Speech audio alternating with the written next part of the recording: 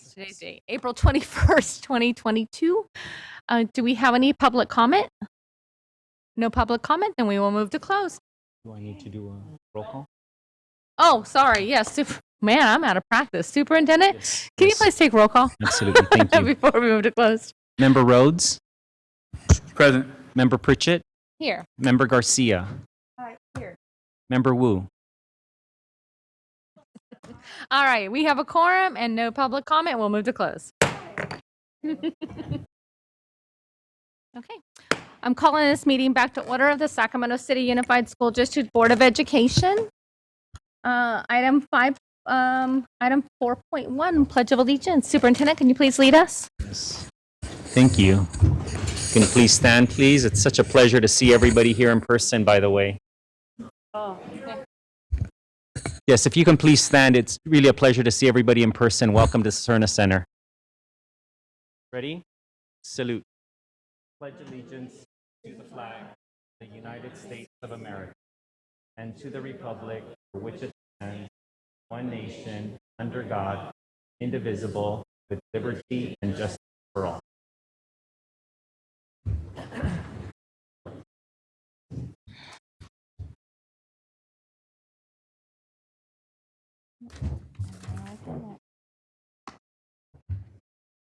all right. Item 4.2, broadcast statement. This meeting of the Sacramento City School Board is being recorded in its entirety and will be cablecast on Metro Cable 14, the local government affairs channel on Comcast. Hold on just one moment. If we can have the gentleman in the back turn up the microphones for board members. Her mic is on, so just 1 second.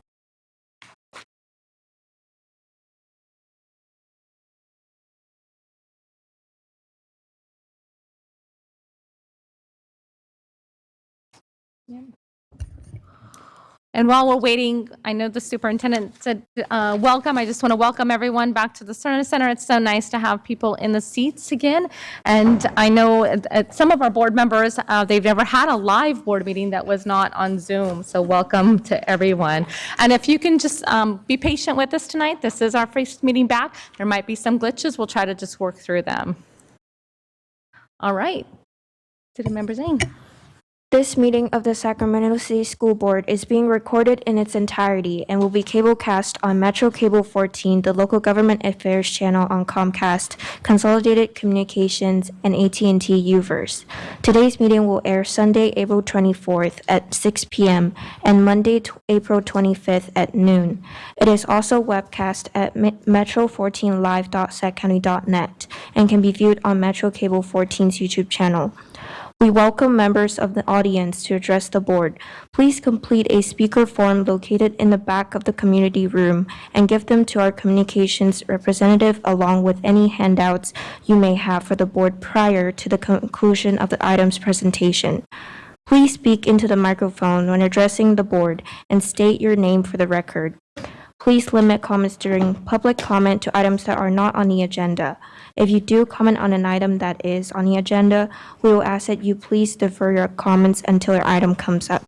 Please also turn off your cell phones or place them on silent or vibrate. Thank you, student members. And can we have our Chief Communications Officer please raise your hand? Mr. Heap, can you please raise your hand? Thank you, thank you. If you could please give your cards to the gentleman over there. All right. Item 4.3, student stellar student, if I can read that right. Member Villa. Hello. Do we have our stellar student in the audience today, Dana Castro-Martinez? Oh, wonderful. You can come to the podium if you'd like. So tonight's stellar student is Dana Castro-Martinez from Mark Twain Elementary School. Dana was nominated by her program manager, Estefany Ramirez, for always helping other students with their work, for always being willing and ready to help out staff, and for being the unofficial greeter of the program with her joy and enthusiasm. She said, Dana is incredibly kind and a helpful student. Thank you so much. I'd like to present you with the certificate. Dana, would you Would you like to say a few words?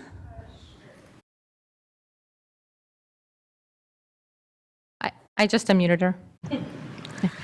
Oh, gotcha. I want to say thank you for this reward, and I really appreciate it. And I'm really thankful for my family that's here with me in this special moment, and it's really important for me. Perfect. Thank you so much.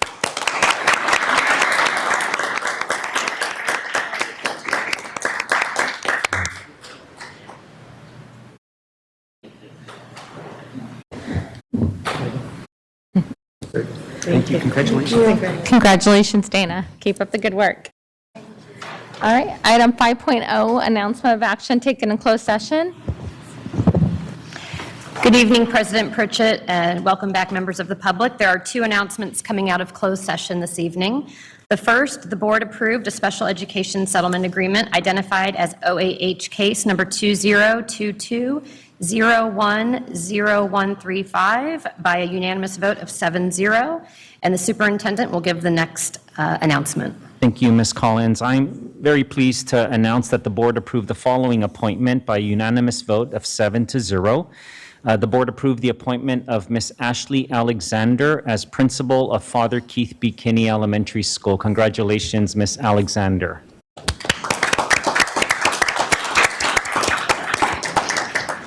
All right, item 6.0, agenda adoption. Can I get a motion? Motion and a second. All in favor, say aye. All right, item 7.0, public comment. How many public comment do we have this evening? On item 7.0 only. Approximately 12. Okay, if you could please read the first three commenters. First up is David Aleman.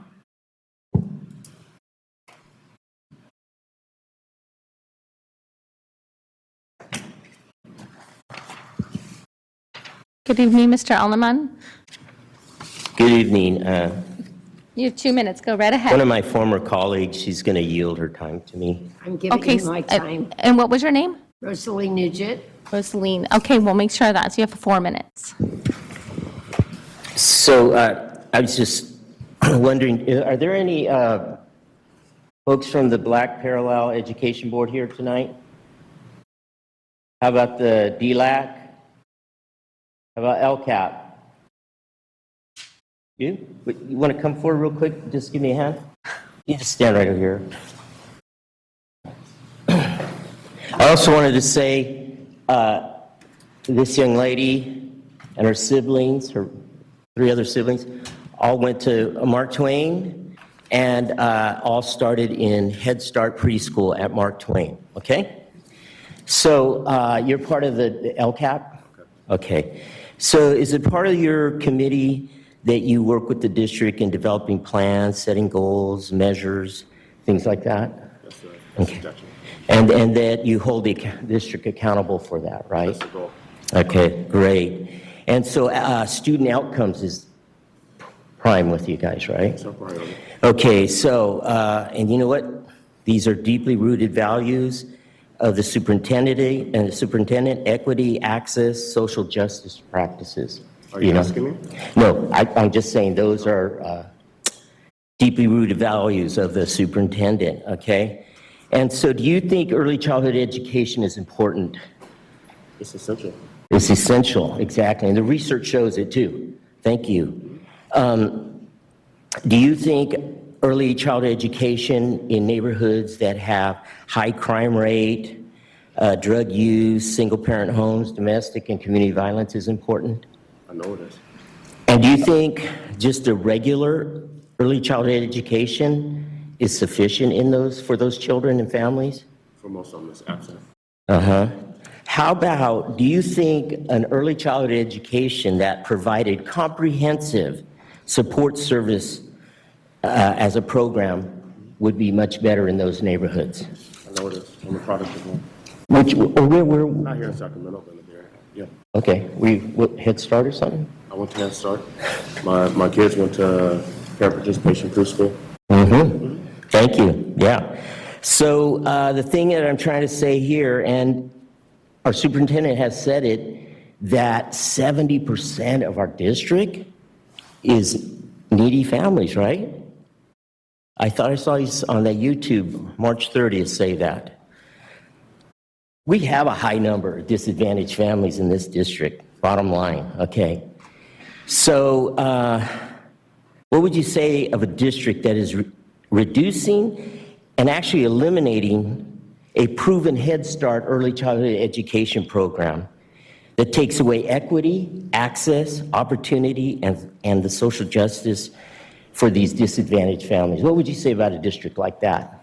So it's out of alignment with what their stated priorities are. And I'm glad that we have committees like you, because you're the checks and balances. It's supposed to be, Okay, thank you. on paper. On paper, yeah. So did you know that in 2018, 2019, this board here and the superintendent cut its Head Start program and state program in half? You knew that? Wow. What did you think about that?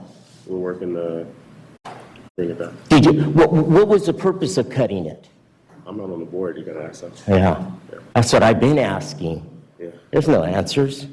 Yeah, in fact, that was the year that the whole district had to make savings. I think the union, they were being asked for $16 million out of their health benefits. Okay, but by the end of that year, there was $30 million in the budget. There was a poor count on the ADA, and they had to call back all the layoffs, okay? Except for child development. It remained dismantled, Sorry, Mr. Alderman, can you And please cut. wrap it up? okay? So I want you to know that. Thank you. I'm trying to let the Black Parallel Board know that, and the DLAC. Okay. We need support, and we had a premier program. Here's a product, your product, Head Start works. Yes, it does. And they're eliminating more numbers this year, okay? Thank you. What's your name? Thank you, Mr. Alderman. Next speaker? Just confirming that was Rosalie Nugent, correct? Correct. President Pritchard, we also have Terrence Gladney, who was here actually to speak on item 5.0, closed session. Oh, okay, sorry. Terrence, come on up.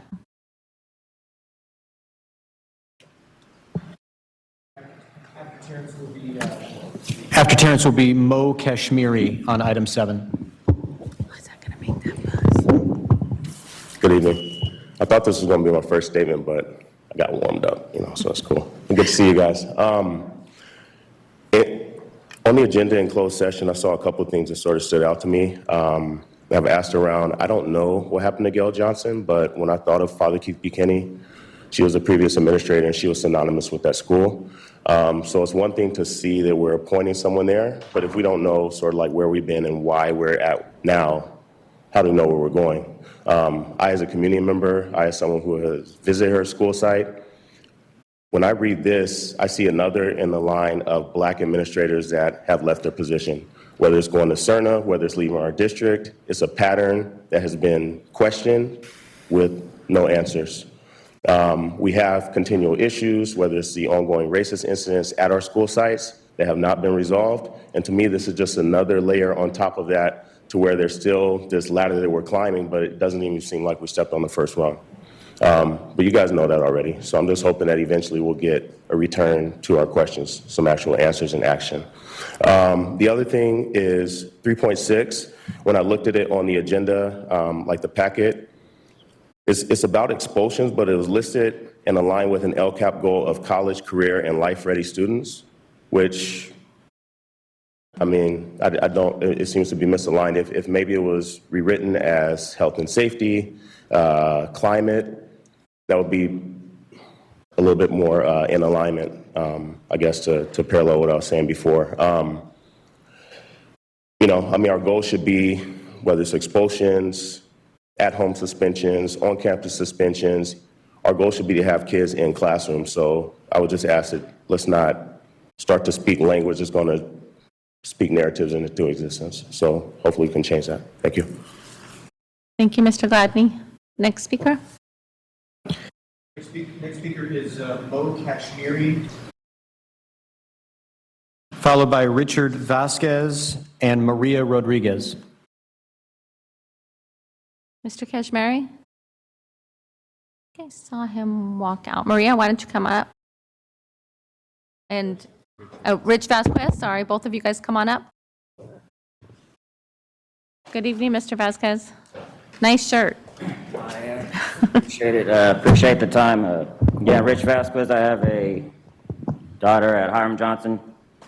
Again, just want to come up here and tell you, Sacramento City Unified School District, you suck. You suck. You suck. I'm about to be out of here. 1 year left, and I'm gonna keep coming up here telling you guys suck.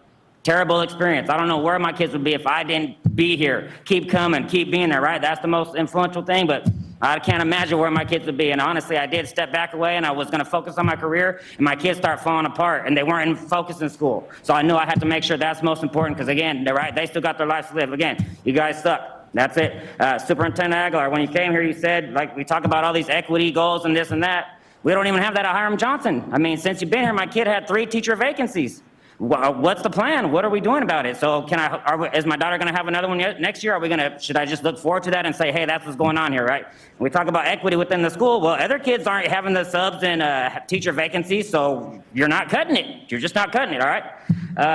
You can't represent us. Half the school board goes to selective school sites. Are you kidding me? You guys do not know what your families are living at the most struggling school sites. You guys know, right? You can and you never will. And Trustee Garcia, you broke my trust. How are you, a couple of minutes ago, you were talking about West Campus. How are we going to expand West Campus? Thank you. Because now that shows you're not a focus on Hiram Johnson, right? Look at all the trouble we got over here, and who's focused on it?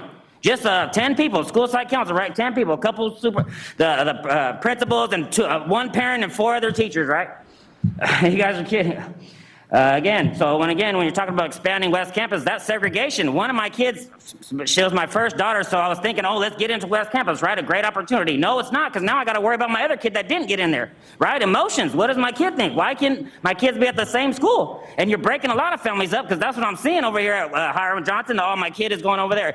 They're getting off the volleyball team and they're running over to the other school site, right? Why do we want to do that? Why can't we just make Hiram Johnson good? Quit trying to segregate everybody. And again, Hiram Johnson, we just went through thousands of dollars. We went through a school improvement grant. Did the school improve? We're still struggling. We don't have teachers. We're not meeting our SIPSA goals. I mean, it's just a joke. I've been to every school site council and I've been there. We're not making any headway. And again, the teachers, the 10 people that are coming, the principals, we got goals and stuff. Does the rest of the school site know that? The average teacher there's been 10 years, so if it's not experience, if it's not money, we got $300,000 worth of CSI funding. We get that because we suck. So again, we have the money, we have the training. What's next? We don't know how to service the most needed help kids. That's what we don't know, right? So I don't know. Again, we had money. I see the money, we see everything. So who's going to step up and say, now we need to get better? Because that's in the end, or we're just going to say we don't know how to service kids, and that's why you segregate everybody and everybody flees to their schools and leave us behind, right? Again, Thank you, Mr. again, last Vasquez. one, If you can SRO please funding. wrap You it took up. off an SRO, $140,000. You see Stag, someone just went on campus and killed a kid. Where's the $140,000? We're missing that. All right, bring us something. Thank you, Mr. Campus monitor Vasquez. something. Again, Sacramento City Unified School District, you suck. Thank you, Mr. Vasquez. Mr. Rodriguez, and then Mr. Kashmiri. I don't need no applause either. Real life talk. Is that the blanket that you've been Yeah. doing? Waiting I for it to get back recognize to 2 that. minutes. Can it go back to 2 minutes? Because I'm missing 15 seconds. I need every second I can get. We'll set you back, It is. don't worry. Yeah, okay. Go ahead.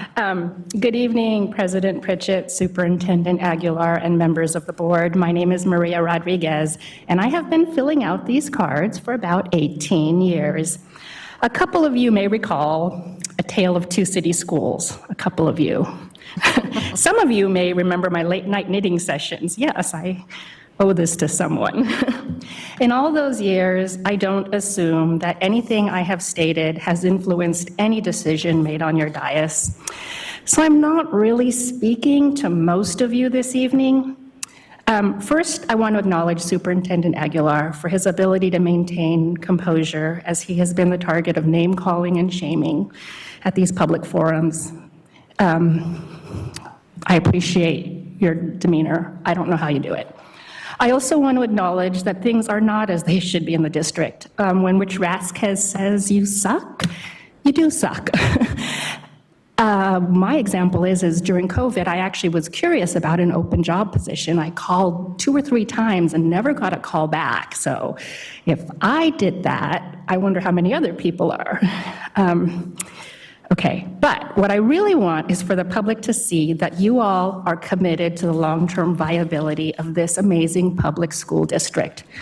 A couple of years ago, I stood up here and looked into the eyes of this superintendent, and I searched for his commitment, and I saw it. Countless superintendents have come and gone from SUSD, including one who was here for 2 years, brokered an untenable MOU, and left. The fact that you're getting so much vitriol is because you're committed. You're committed to the long term, and you're going to make the hard decisions now that people won't make.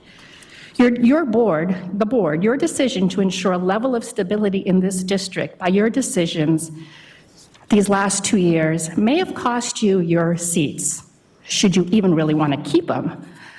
But I have watched years of boards direct this school district, and this group now has faced more vitriol and division and maintained more grace. I have more to say, but my time is up, and I respect your time, so thank you.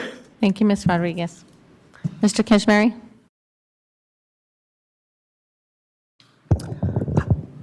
Hi, I'm Mo Kashmiri. Hi, everybody. I'm Mo Kashmiri. I'm also a candidate for the Sac County Office of Education, and I'm just going to say the same thing I say all the time, which is, number one, I'm hoping that after this strike, we see the need to really work towards getting more revenues and having a plan to get there.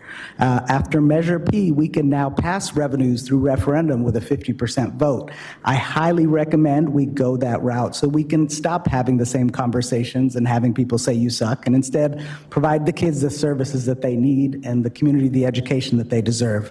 I'm going to again also say that we want to push more collaboration instead of conflict, and that if you give teachers and other staff a voice on the job, then you're less likely to end up in massive strikes that end up costing everyone money, time, effort.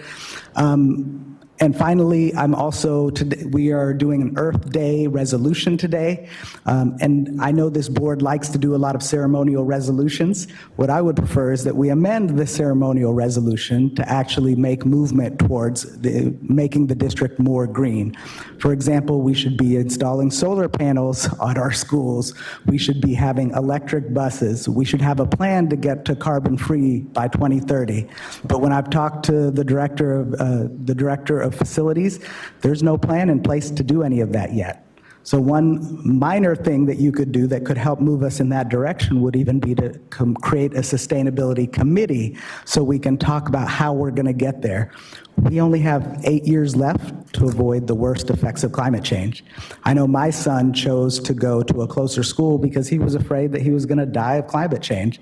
And I tried to explain to him that's not the case. And at the same time, it scares the crap out of me that we're not thinking ahead to make sure that our kids have a livable future. So again, please asking for your support to make sure that we fund the future, that we work for collaboration instead of conflict, and make sure our schools are green by 2030. Thank you. Thank you, Ms. Kashmiri. Next speaker? Next is Teresa Hanneman.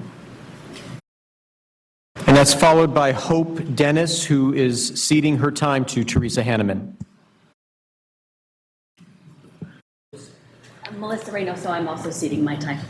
Okay, thank you. 6 minutes. Good evening. Good evening. My name is Teresa Hanneman. I'm a second grade teacher at Parkway Elementary. I'm also a member of the SCTA bargaining team. I'd like to start off by acknowledging our SEIU brothers and sisters who were also on strike. You are the backbone of our district and deserve so much more than this district offers you. I also want to thank all of the families and students who supported us, especially the rock stars who occupied CERNA until we had an agreement. Thank you. Holding public comments over Zoom has allowed a much larger group of students, community members, and employees to participate in the board meetings. It has forced you out of your echo chamber and empowered more folks to participate. For the sake of equity, I urge you to continue allowing public comments over Zoom as well as in person in order for all community members to have an equal opportunity to participate. For a district that likes to pride itself on equity, it seems as though some of you may not know the difference between equality and equity. Equality means that an individual or group of people is given the same resources or opportunities. Equity recognizes that each person or group has different circumstances and allocates the exact resources and opportunities needed to reach an equal outcome. For example, if I were to give each of you a bottle of coconut water for hydration, that would be equality. If I asked each of you what you needed or preferred for hydration and then gave that to you, that would be equity.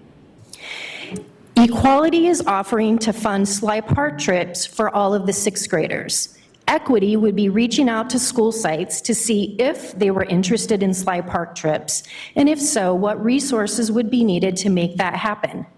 Then you could address the lack of volunteers to chaperone at sites like mine due to a variety of things like work schedules, inability to pay for background checks, or sixth graders not being able to go due to responsibilities like watching their younger siblings while parents work. Then funds and resources could be allocated in a way that best met the needs of those sites. Equality is offering to fund flag football at all of the schools. Equity would be reaching out to sites to see if they were interested in flag football or possibly another sport or enrichment activity that may better suit that site. Equality is having a pool of subs that can choose which sites they want to work at and which sites they want to avoid. Equity would be recognizing that sites like mine have a harder time getting subs, so incentivizing sub positions with benefits or a resident position at sites like mine would help to address the need. Equality would be hiring a set number of intervention teachers and sharing them among all the sites. Equity would be hiring the number of intervention teachers needed at all sites, especially the neediest, had an opportunity for an equal outcome. Equality is stating that all districts have staffing shortages, so it's just how it is. Equity is recognizing that due to a staffing shortage across the country, our district needs to do something different, so all of its students can get access to the qualified staff they need and deserve. Equality would be if every teacher had taken a 2% cut in take-home pay. Equity is when our compensation is so good that teachers apply for positions at all of the schools, not just the ones top-level administrators' kids go to.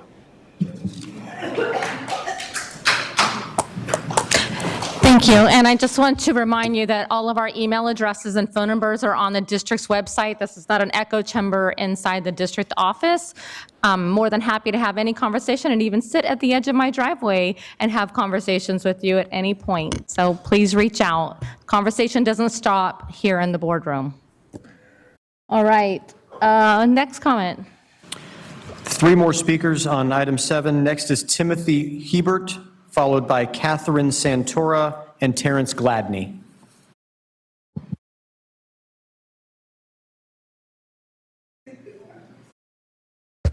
Good evening. Hello. Board and Superintendent, my name is Timothy Hebert. I have a son who attends John F. Kennedy High School. You may have heard me on a recent Zoom telling you that he has not had an English teacher all year. And that's a lot of what bothers me. But I want to say that there is an alternative universe in which Sac City leaders never lied to the public about our budget. In this alternative Sac City, Dave Gordon never falsely claimed that we could not afford the 2017 contract with teachers. Superintendent Aguilar, you never falsely claimed that we had a $35 million deficit.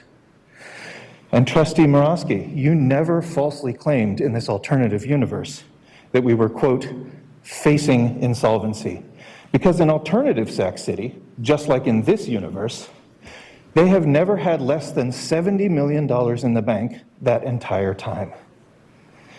Now, in alternative Sac City, they've enjoyed 5 years of cooperation on real educational priorities, not bickering about how to spend healthcare savings. And we could be like alternative Sac City for the next 5 years. But folks, if you hear contemporary echoes of the falsehoods that I laid out, you're not wrong. And so if we want to have a great alternative for the next 5 years, it starts with our leaders being truthful with the public. Thank you. Thank you. Next speaker. think it was Catherine Santora. Ms. Santora. Good evening. Hi, good evening. My name is Catherine Santora. I just wanted to bring to light that something's going on within nutrition services. Over this school year, there were 6-hour positions, there were 3-hour positions that were offered 6 hours on a limited basis on an ESSER grant. The people that agreed to that already knew their hours were going to get cut. But when the letters were sent out, my 3 permanent that were already permanent before these ESSER grants, and I'll name them, Mariela Romero, Minyan Yu, and Christina Zuniga. They all received a letter, certified mail, by regular mail and certified mail, and they came to me and they're like, hey, Katie, what's going on with this? Like, we're already permanent. So I sat down and I wrote a letter to Diana Flores and I CC'd in my union. I wrapped in SEIU. And they were reassured by the area supervisor, David Luze, that they had nothing to worry about. But it doesn't seem like that it feels like it's fallen upon deaf ears. Mariela Romero, I sat down and wrote a letter in regards to her and helped her fill out so that she could have a hearing. So she was granted a hearing, but the other 2 didn't follow through. They told me that they went and talked to Diana Flores yesterday. They had a conversation with her, but they feel like that it's fallen upon deaf ears. So I wanted it to bring it to light in this board meeting that there are injustices being done to employees that were already 6 hours before this ESSER grant, and that they don't deserve this. Nutrition services worked through the whole pandemic, boots on the ground, but we didn't even know what COVID was, but we were there to serve our community. I live in Parkway. I live in the community I serve. I love my kids and I love what I do. And I love my employees. So please, please look into this and make sure that it's righted. Thank you. Thank you. Mr. Gladney. Good evening again. I want to kind of follow up on my message of language sort of leading to outcomes. This is called public comment, which to me, if I make a comment to someone, it's just my own personal opinion. It doesn't mean that it's accepted. I would love if you guys rephrase this or renamed it to public engagement, public question and answer, something to where we actually expected that what we say falls on ears that lead to hearts, that lead to hands, that actually do something. I know that you guys have your emails available. I've been in this district and I have relationships with some of you guys to where I can reach out, but not everyone does. And I've seen publicly listed where people have emailed their board members, called their board members, tried to engage their board members, and have not gotten a response. So everything sounds great on the dais, but if it doesn't actually happen in the real world, then we're living in this space, in outer space. This is not the real world. There are so many outstanding items that have come up that are supposed to be action items in this space that still have not been carried out. There used to be a time where questions that people asked here went on the website and their answers were provided there for the public. That's transparency. I have not seen that in years, but we need it. There's still outstanding renaming of our Crown Jewel Middle School, Sutter. It's still called Sutter last I checked. I was just at a middle school track meet. They're still floating the green and white. I thought that we were changing that because we wanted to be responsible to our Native American population. It was put on hold supposedly because of the pandemic. I was told it was going to restart last November, and it's still out there. We can't have these spaces that are too sacred for us to actually fix problems that we know that exist. You guys have not ever, how long have I been asking to at least explore open enrollment? Like, give me some data. We're a data-driven district. Where's the data that says it's effective? I can give you testimonial. I can give you a list of children that I've mentored, coached, parented, that I know actual stories. You guys are the ones supposed to provide the data that are supposed to support the outcomes you're trying to create. We don't talk about it because students might leave. It's okay for black students to leave and go to charter schools. It's okay for students of color to leave, and all these charter schools are uprooted in our own backyard. That's okay, but the ones that have the mobility and access, we're scared that they might leave. We're creating environments for people to come from Davis and say, please don't close our school. We drive all the way from Davis. Those aren't our children. Those aren't the 70% that Mr. Alamon was referencing. How do we know that what we say in this microphone falls into a position to where it's going to be actually implemented with some action. I ask you guys to consider that, change the language that we use in this space, but also change the hands to actually not just point a mic up or down, to actually do some work that we can see results. Thank you. Thank you. Is there any additional public comment? All right. All right, item 8.0, a special presentation, resolution number 3268, recognition of Earth Day. I'm listed on the agenda, but I've asked student member Zhang if she could please present this, and I learned today that Earth Day is her birthday.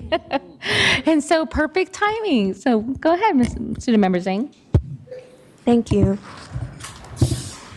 Whereas Earth Day is commemorated each year to recommit to the goals of a healthy environment and peaceful, just, and sustainable world, and whereas communities around the city, state, nation, and world will do their part in promoting public awareness on environmental issues by holding special events or sharing best practices that focus on protecting our ecosystem and planet, and whereas the Sacramento City Unified School District works to promote programs and partnerships across the district in an effort to educate students and the community and protect the environment because it is good for our health, our economy, and the natural wildlife and habitat that surrounds us.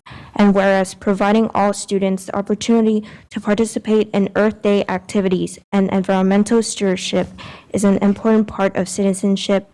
Now, therefore, be it resolved that the Sacramento City Unified School District Board of Education does hereby recognize April 21st, 2022 as Earth Day and supports the important work and services provided by Sacramento City Unified School District partners and schools. Well done, thank you. Do we have any public comment on this item?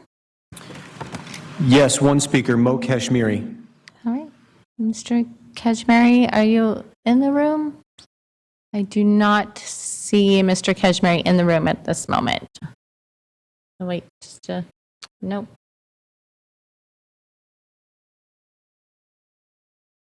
All right. With that, we'll take a superintendent, roll call vote. Can I get a motion? And, all right, I got a motion and a second. Student preferential vote. Aye. Superintendent, roll call. Sorry. Member Pritchett? Aye. Member Garcia? Aye. Member Rhodes? Aye. Member Morowski? Aye. Member Villa? Aye. Member Wu?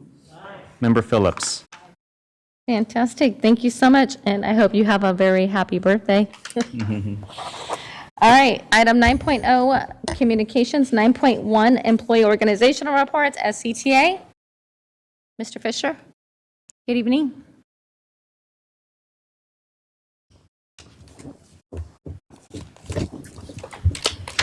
Good evening and happy birthday, student board member Zhang. My wife is also an Earth Day baby, so I perked my ears, but good evening. David Fisher, President of the Sacramento City Teacher Association. Welcome back. It's been a minute, right, since we've all been in this space together. And tonight's return to in-person meeting is a new step forward, and we're hoping to take another step forward with you later this evening. It's appropriate that the most significant items on the agenda tonight for approval are the SCTA and SEIU agreements, which also presents all of us in the school board with an even bigger opportunity for a new step forward. As we all know, on April 3rd, SCTA and SEIU were able to come to an agreement with the district to settle the issues that led to our strike. SCTA members ratified the agreement by a vote of 98.2%, and SEIU announced that its members ratified the contract by a vote of 99.8%. Tonight, the approval of these two contracts are before you. According to the district representatives at the bargaining table, the district's bargaining team had the full authority and support of the school board and the Sacramento County Office of Education to negotiate on behalf of the district. Moreover, according to the district's bargaining representative, the Sacramento County Office of Education approved the district's proposals before they were presented across the table and agreed to by SEIU and SCTA. It's important to note that the proposal to settle dispute was one made by the district to SCTA with the full consent of the Sacramento County Office of Education. In fact, SCTA repeatedly requested representatives from SCOE to be part of the bargaining, which SCOE refused, just as SCOE refused our request to discuss the Sac City budget together with representatives from the district, even though a SCOE-appointed fiscal advisor remains assigned to Sac City. Now, I only mention this because of the recent letter from the Sacramento County Office of Education Superintendent, who once again demonstrated his willingness to let his own personal opinions replace sound factual analysis and appropriate fiscal oversight. A county office of education, if functioning properly, can and should play an important role in providing guidance and support to school districts in its jurisdiction. We look forward to our county office of education playing such a constructive role. Ironically, the Sacramento County Office of Education was, if they were that concerned about the finances of Sac City, they would not have just recommended the approval of a controversial countywide independent charter that directly threatens the stability of the career and technical education program here in Sac City. It is unfortunate that Mr. Gordon has allowed his personal opinions to cloud the judgment and damage the credibility of Sacramento County Office of Education and this district. Just one example. Your own slideshow that you have a little bit later shows that the only ongoing costs from our agreement are $11.68 million. You're currently projecting this year a $19 million surplus and almost $130 million in a reserve fund. Those are facts that cannot be disputed, and we should be looking at the facts. Fortunately, you all have the opportunity to turn the page. Since the contract is settled, we have now had several constructive discussions about how to make up the lost educational opportunities for students as a result of the strike. And we meet again with the district tomorrow with the hopes of reaching resolution on those issues as well. Here we stand on April 21st, 2022, with the best opportunity in a long time to move forward together. We hope that you will join us. Thank you. Thank you, Mr. Fisher. All right, and I do have an email that I received from Judy Farina from the UPE president that was not able to make it tonight and asked me to read it during this section. She said, first off, the letter that was never intended to go public, and it is clear that we have a leak in our organization. As a result of the leak, of other labor partners and the community are using our letter to put pressure on the board to remove the superintendent. While we stand by the content of the letter, please understand that, number one, we are not asking that the superintendent be released from his position at all. In fact, we did not ask for anyone to be fired. We want some system improvements that were outlined in the letter. Number two, a lack of confidence extends to the Board of Education as well as upper management in the district. We clearly have system issues and have one for many years. Number three, we made clear recommendations about steps that need to be taken by the board, superintendent, and upper management to begin to address the concerns of members shared in the survey. Number four, we firmly believe in all evaluations that there should be a progressive improvement process, including for the superintendent, hence the list of recommendations. Number five, going forward, we hope that we attempt to work in a collaborative manner within the system by communicating to the superintendent and to the board that we receive some type of meaningful response. Number six, we have already started discussions to improve relationships and have started the process for plans to start the 22-23 school year with some collaborative design system changes that will support your frontline managers. And sincerely, Judy Farina, UPE president. All right. I apologize. Do we have any public comment on item 9.1? Okay. On 10.1? 9.1. Oh, yeah, no. Okay, 10.0, public hearing. 10.1, public hearing on AB 1200, disclosure and approval of the MOU between SCUSD and the Service Employees International Union. Chief Ramos?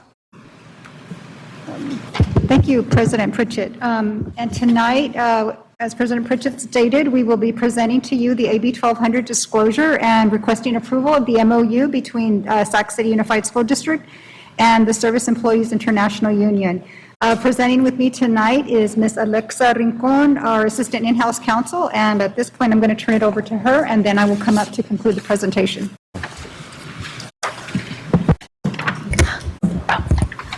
Good evening. Good evening, board members and superintendent.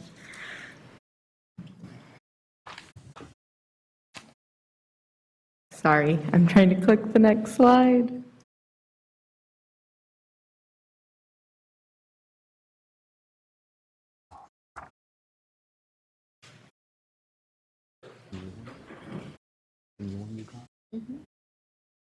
I can do it from my computer too. Okay. So we're bringing this matter before the board to vote to ratify the agreement with SEIU. Next slide. It was executed on April 3rd, 2022.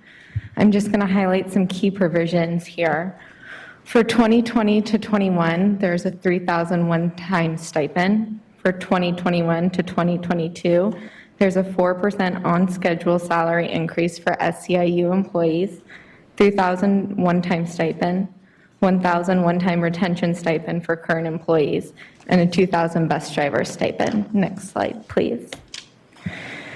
The agreement also includes a package of incentives specifically aimed at recruiting and retaining bus drivers. For 2022 to 2023, there's a $2,000 bus driver recruitment and retention stipend for bus driver trainees, a $2,000 bus driver referral stipend, and a $5,000 bus driver recruitment and signing bonus for fully licensed bus drivers. In order to receive this signing bonus, the employee must provide service for the 2022 to 23 year. Additionally, beginning on July 1st, 2022, there will be an increase in longevity pay to a $1,030 annual stipend after completion of 10, 16, 19, 22, and 25 years of service. Next slide, please. The agreement with SEIU also includes several provisions to improve SEIU members' working conditions. This includes continuing 100% district-paid health premiums for all eligible SEIU members and their dependents up to the Kaiser active rates, and enhanced dental and vision benefits to premier coverage plans.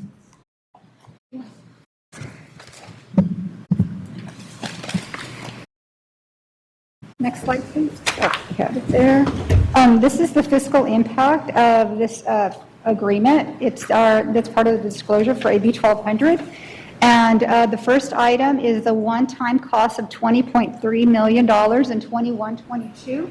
Second item for 21-22 is a cost of $3.47 million in ongoing costs.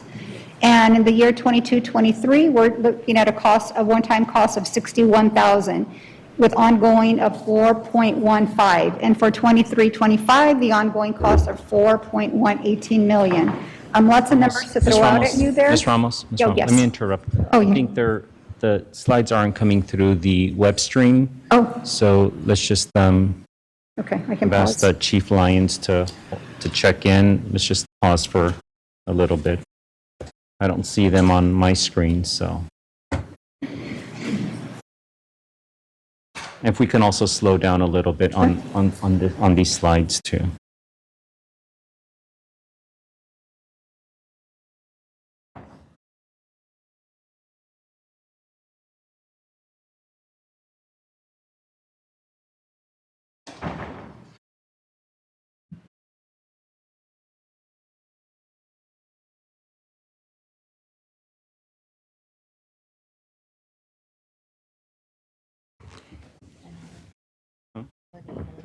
No, I think, why don't we just continue for the moment? Ms. Moretti, can you confirm that these are all slides in the board agenda packet online as well? They are online, okay. Okay. So I'll just go ahead and repeat and slow down a little bit here. Just to, again, reinstate that this particular slide is specific to the SEIU agreement, although we have two, and I'll explain that shortly. And in our AB 1200, we were required to report for all funds.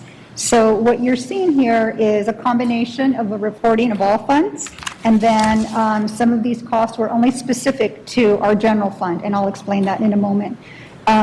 So the one-time cost of 20.3 million represents all funds paid for by Fund 1. These are our one-time costs. We use some of our one-time resources. And the ongoing costs are of 3.47 for the year 21-22 do represent all funds.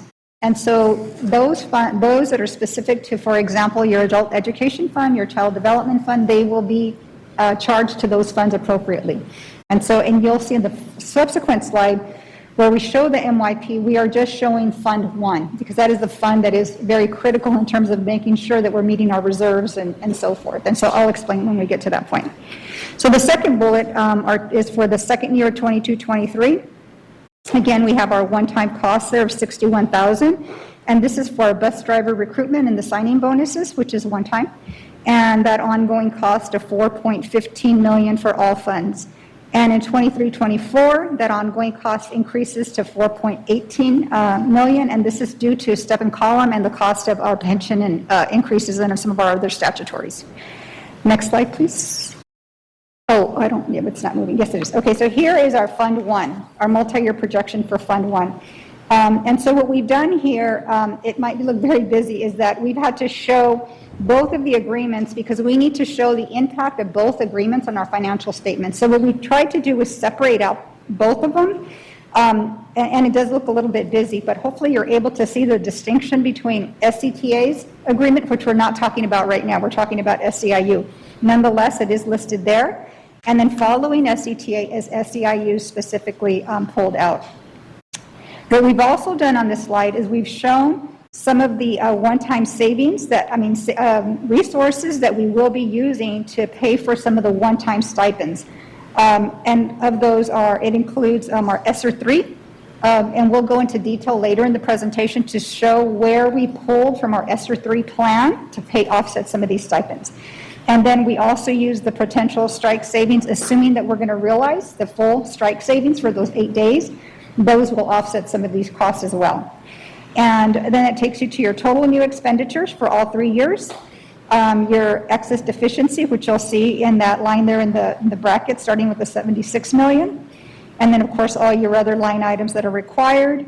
And eventually your net deficit that is in the gray shaded bar that says net increase and decrease. It starts with the 75 million negative in red, and then it carries over to 5.4 and then the 20.9 million in 23-24.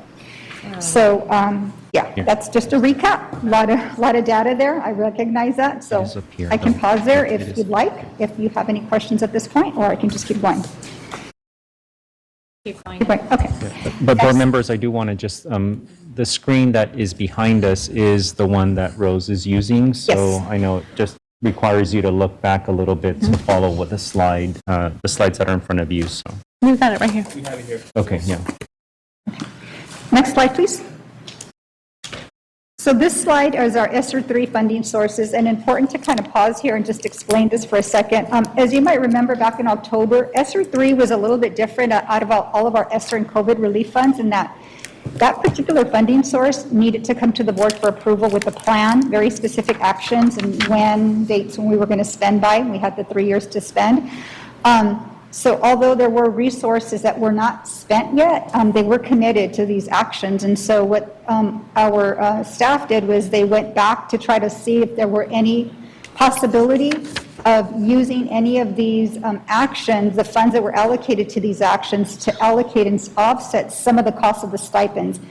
And I'll explain a little bit more detail, but just to show you that we were only able to come up with 11.4 out of this entire grant. That's, substantially more, because all of the remaining other ESSER actions, they've already been committed, and they're already well underway. People are hired, projects are planned, and they've already started, so it's kind of hard to pull those back at this point.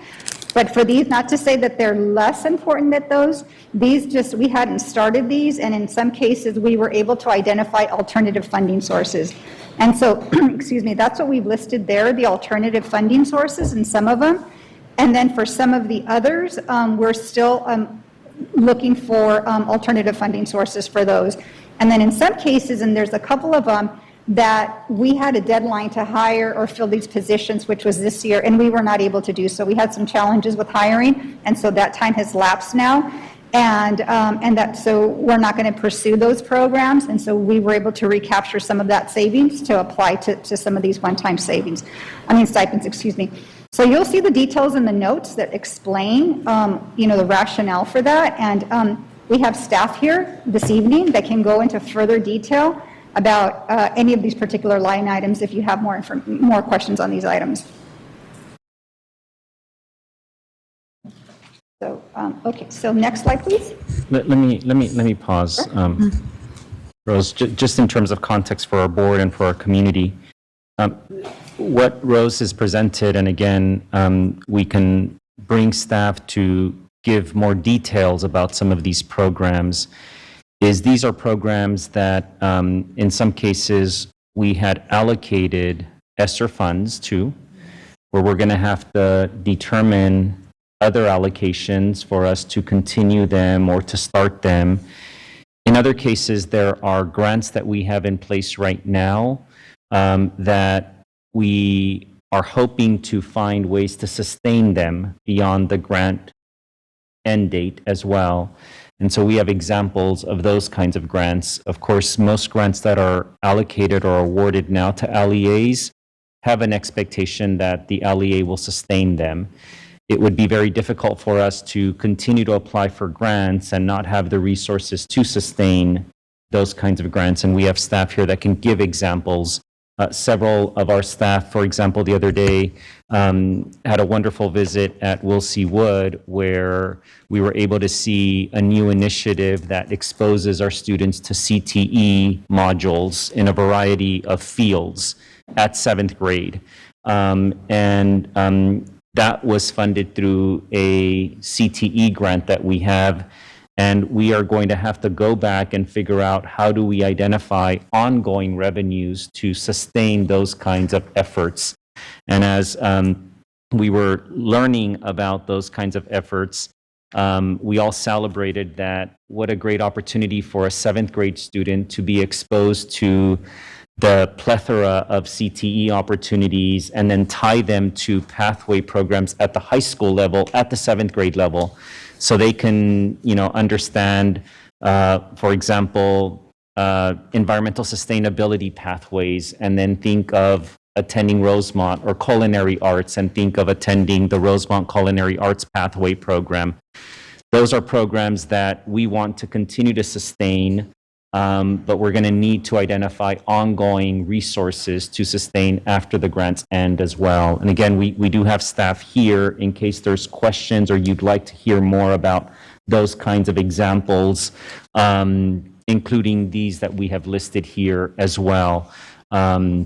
But that's, and we can come back to the board as we have more information about the additional types of activities that we are going to have to come back to the board during budget adoption during May and June, and outline how we are going to find ways to sustain some of the programs that we had already launched, or grants that we want to continue to sustain as they are playing out, and we're seeing benefits for our students and families, and in some cases our employees as well.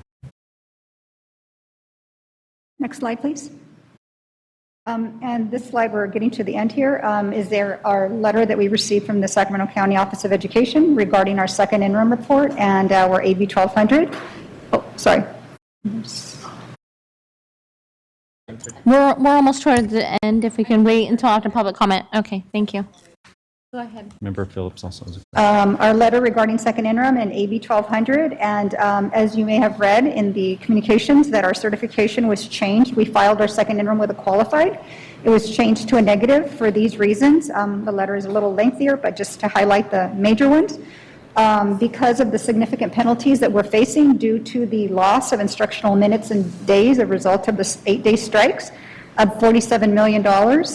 And the tentative agreements with SETA and SEIU, which are very costly to the district.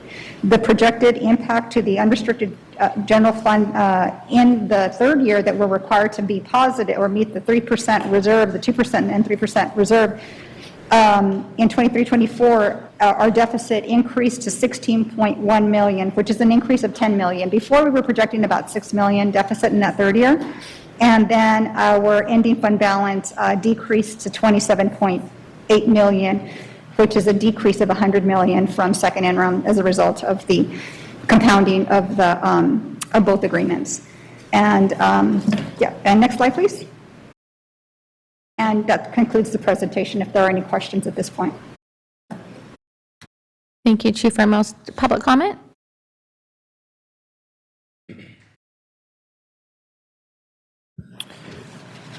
We have Deborah Duraz.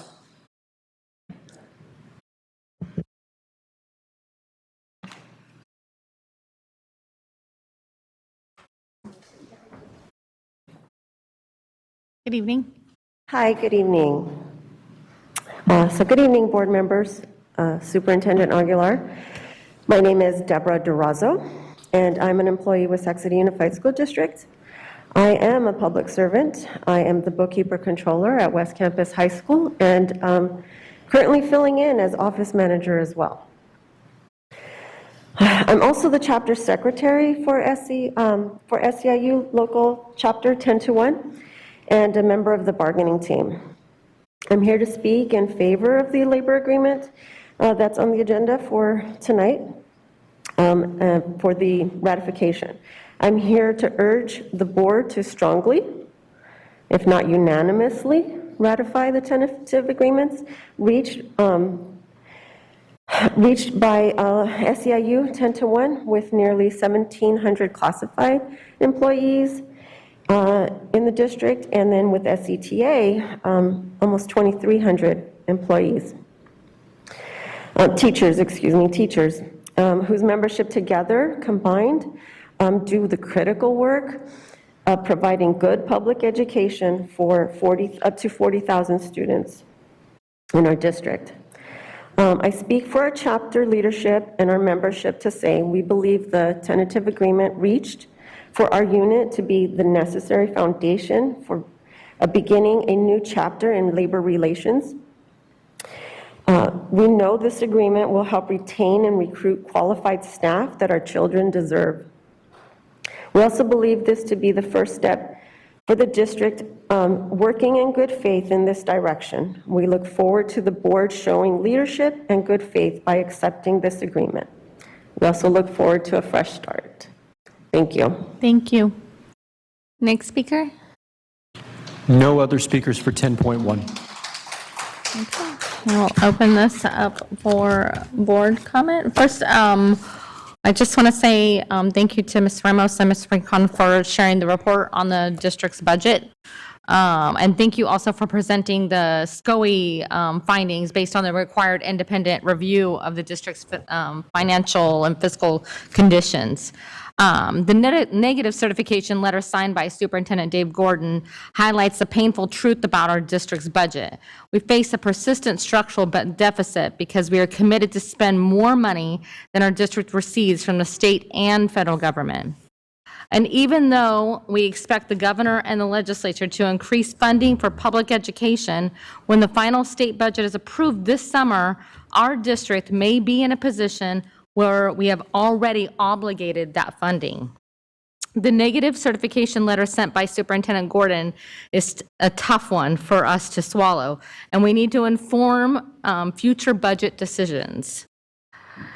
This includes potential future budget cuts and future agreements that we hope to reach with the district's labor partners. It is critical that our board and our community and our labor partners understands the implications and the negative certification issued by Superintendent Gordon and the limited options that we face to improve the district's fiscal outlook. I appreciate that Superintendent Gordon is here today and ask that he please come to the podium if you may. And I see we have comments. I'll get to you guys, I promise.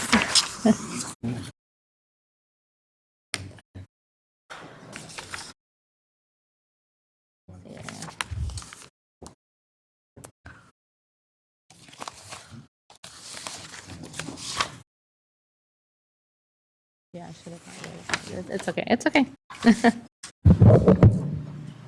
Good evening, board members. As you know, I'm Dave Gordon. This is Nick Schweitzer, who is our Chief Business Officer at SCOE, and happy to answer any questions you may have about the letter or the certification determination.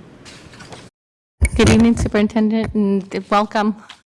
I do have a few questions for you, and they're kind of related to this last presentation and the next presentation.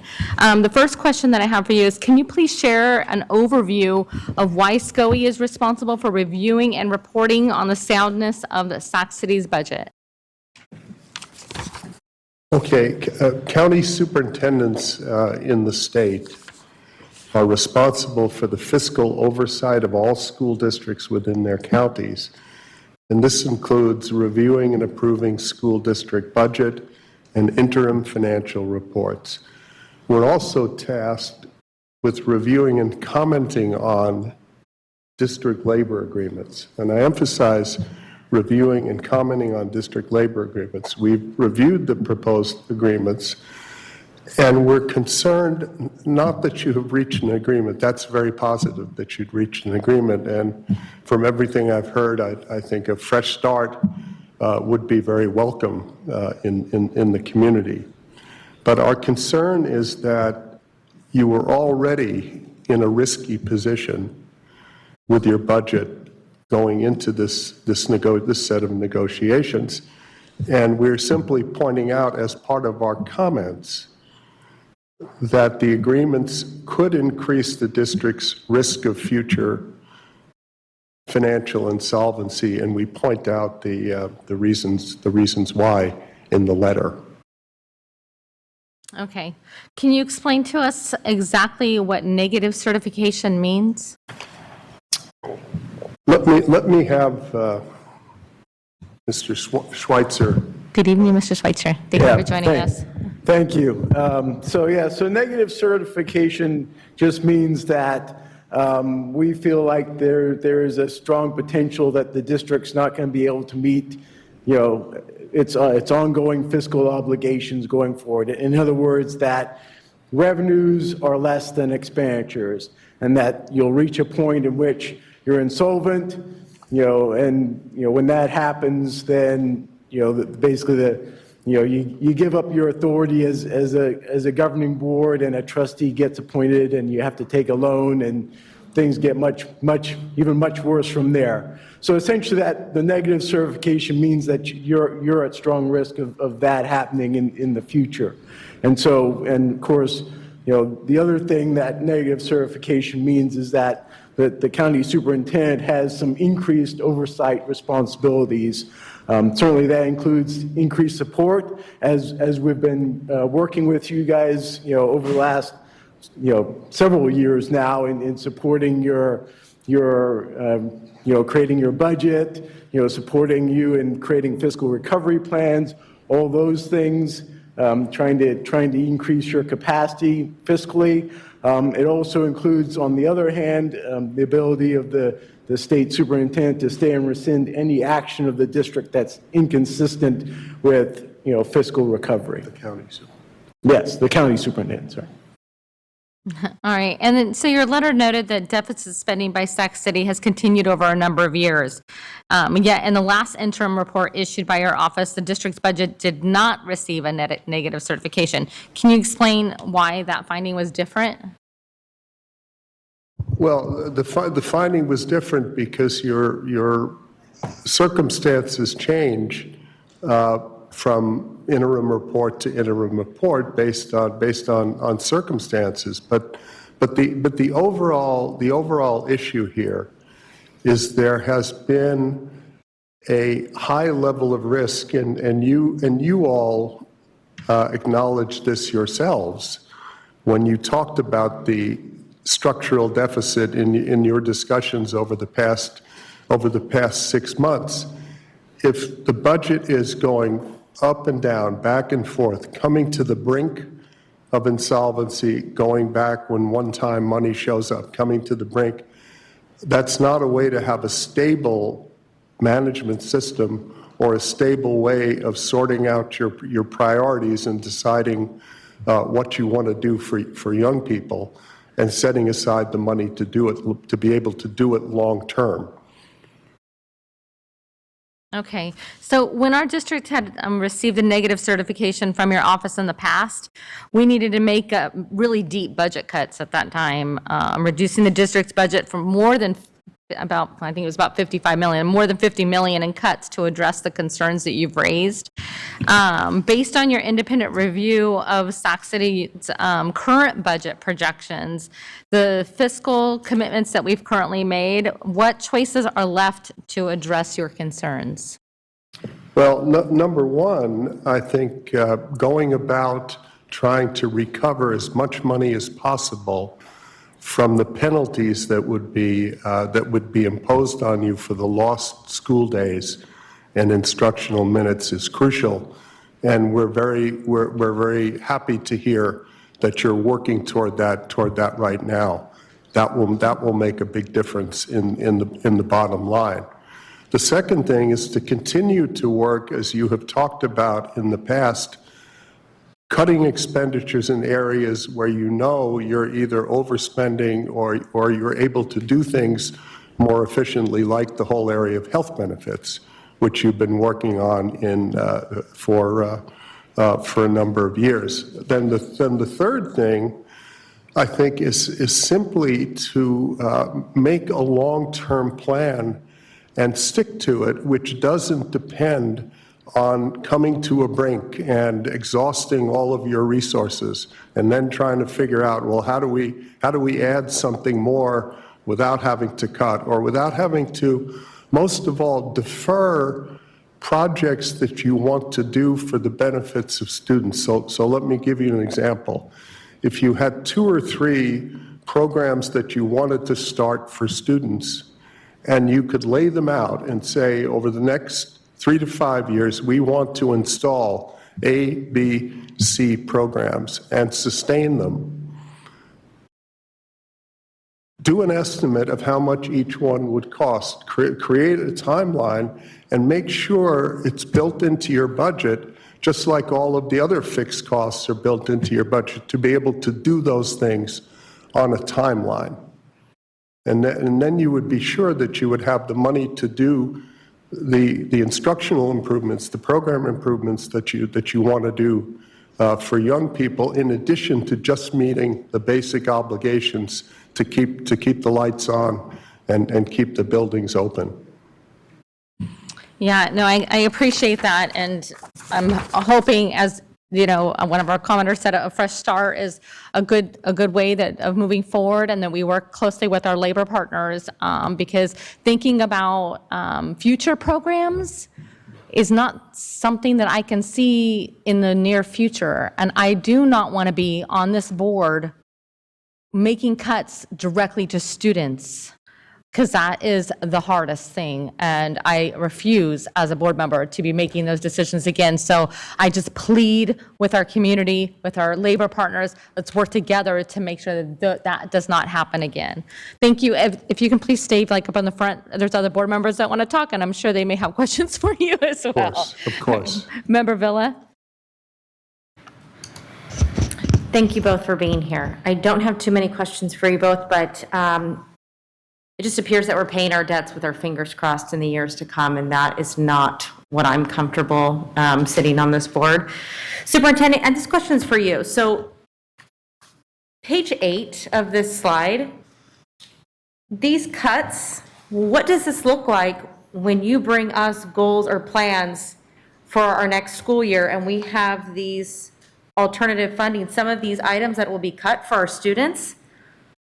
I can't be the only one in this room concerned with these cuts. These are the same things that folks have been reaching out to us saying that we need support for our students, and SEL, anti-racist materials, behavioral interventions and support. Is that what we're going to be cutting with these services? I have page 8. It's on the other. Oh. It's on the SEIU one, sorry. Thank you for the question, Member Villa.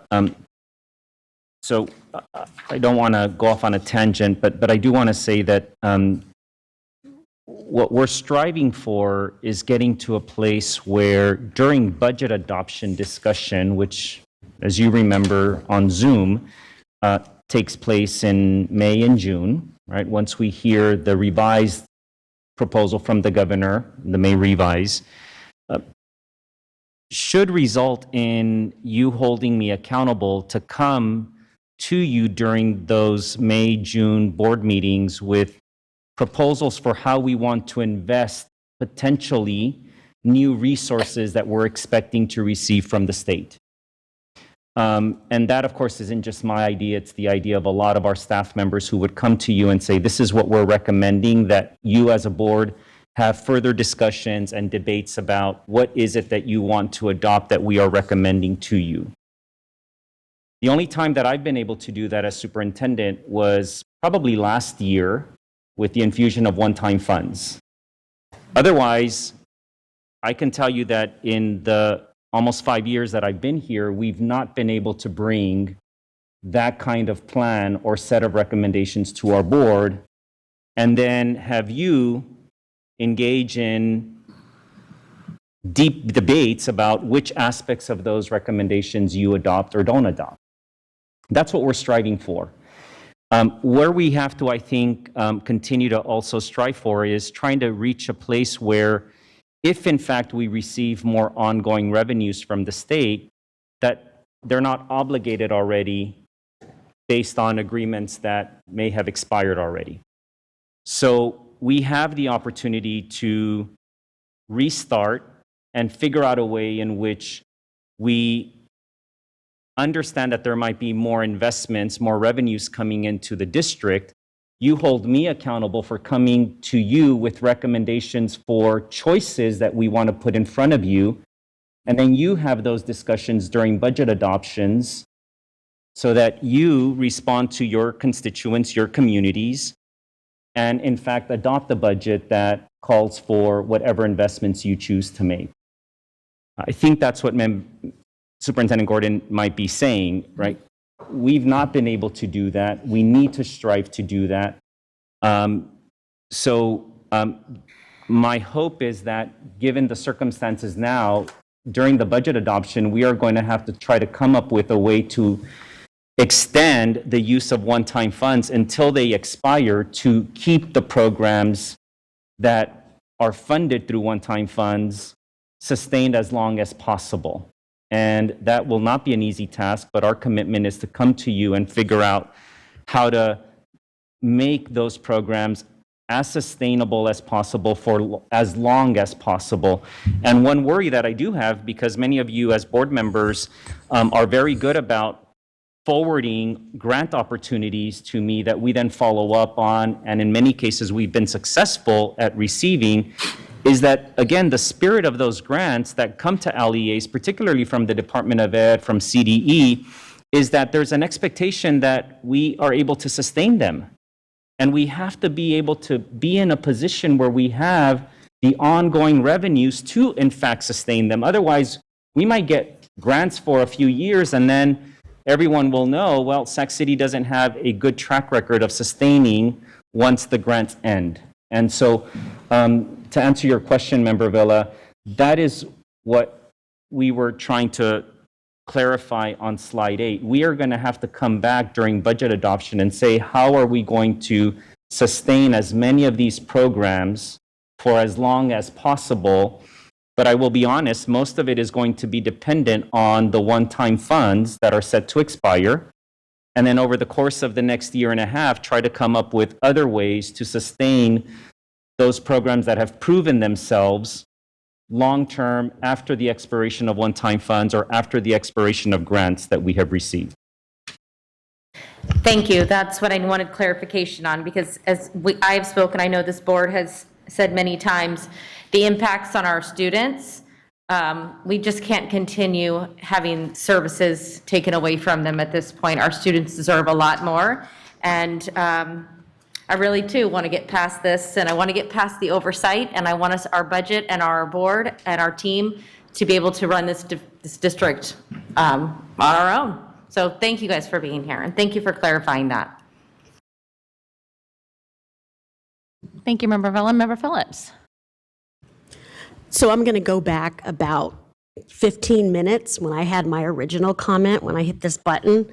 Specifically, I really don't want to hear any more acronyms unless someone is going to explain the acronym.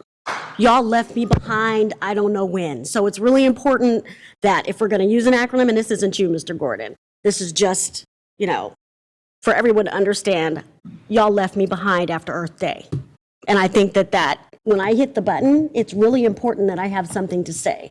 So, if the superintendent can interject, I feel I should be able to interject as well. But I don't want to do that. So I'm hitting the button. That means I have something to say. When we were still talking in the beginning with the slideshow was when I had my question.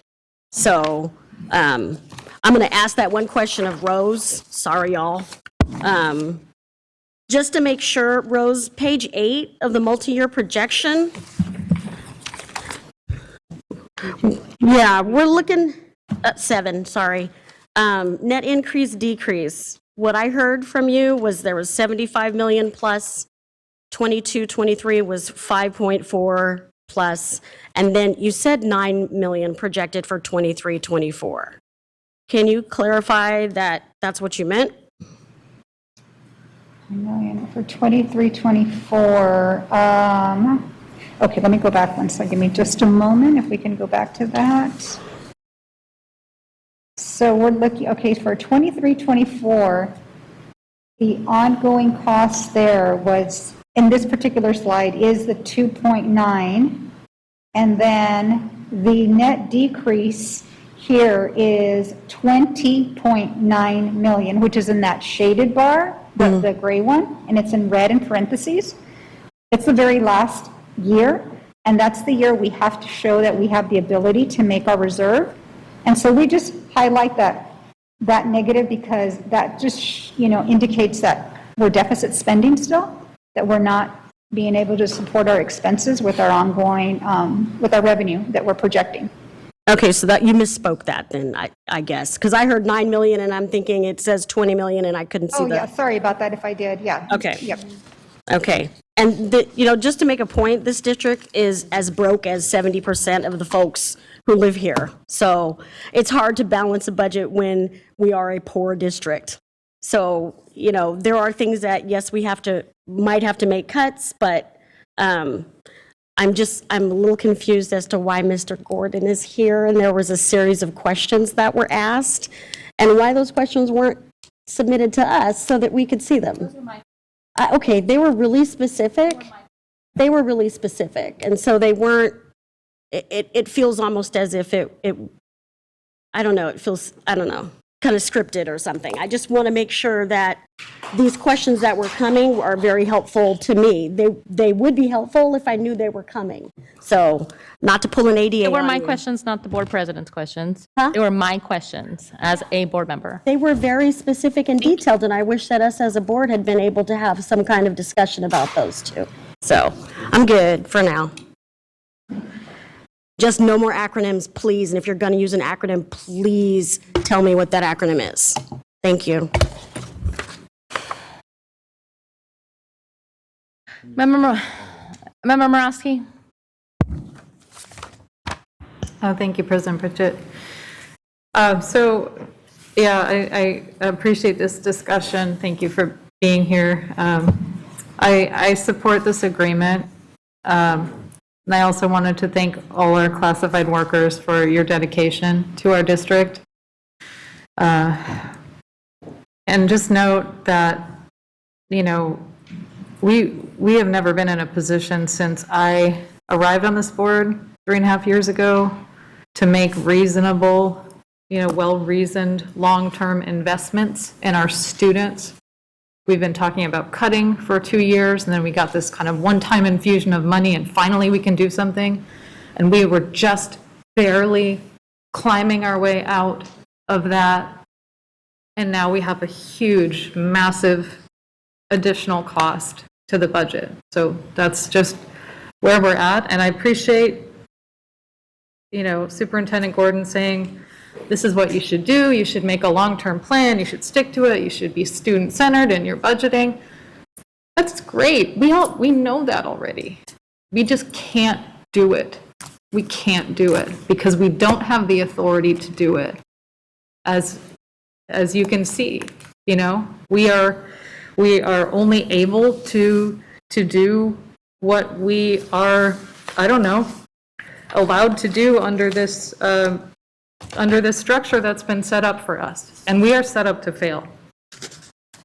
We are set up to fail because we do not have, as democratically elected board members of this district, we don't have the authority to govern this district and to develop educational programs for our children in the way that we want to, because it's all subject to negotiation. So I just think we have to be honest that, money going in here means money that's not going to here. And nobody's sitting here like bathing in money. It's all going to our students, one way or the other. So, money and compensation means money has to be taken out of all of these other things. So that's less services, that's less staff, that's less stuff for our students. So, I just want to say, I really, I support the agreement. I also think we just need to be honest about, and there are trade-offs inherent in that. And, we're here at the end of a very, tense and stressful and intense time together. And we are moving forward, but we just have to do so in an honest way. So, thank you.